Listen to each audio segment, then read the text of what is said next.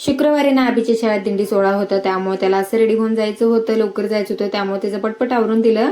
आता इकडे बघ म्हटल्यानंतर कसं पोज करतोय बघा. तसं ना हा व्हिडिओ याला थोडासा लेटच झाला. दुसऱ्या दिवशी होता आषाढी एकादशी. तसं सकाळी देवपूजा करताना रोहिणी रांगोळी काढली होती तुळशी समोर छोटीशी, पण माझी इच्छा होती की अशी विठू माऊलीची रांगोळी काढायचं. तर गुड्डे आहे ना फोन मध्ये बघून काढली होती, बऱ्यापैकी जमते तिला आता रांगोळी.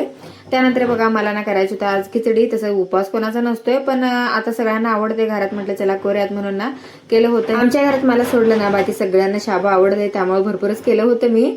सगळ्यांनी नाश्ता केला. त्यानंतर लागले होते बघा दुपारच्या स्वयंपाकाच्या तयारीला. तर आता दुपारच्या जेवणात काय बनवावं मला प्रश्न पडलेला, पण म्हटलं चला मी फक्त मसाला भातच करून सोडायचं म्हणून तेवढंच केलं होतं. परत म्हटलं नाही सगळंच करूयात म्हणून चपाती, परत झुणका आणि परत मसाला भात असं काय सगळं स्वयंपाक केलं होतं. दुपारपर्यंत तर मी ठीकच होते. त्यानंतर बघा अचानकच माझं डोकं दुखायला लागलं, ते मला काय समजत नव्हतं. मग संध्याकाळी हॉस्पिटलला गेलो होतो. जायच्या अगोदर मी सगळं स्वयंपाक करून ठेवलं होतं. आल्यानंतर जेवण करून गोळी खाल्लं, तेव्हा कुठं बरं वाटलं. चला मग भेटत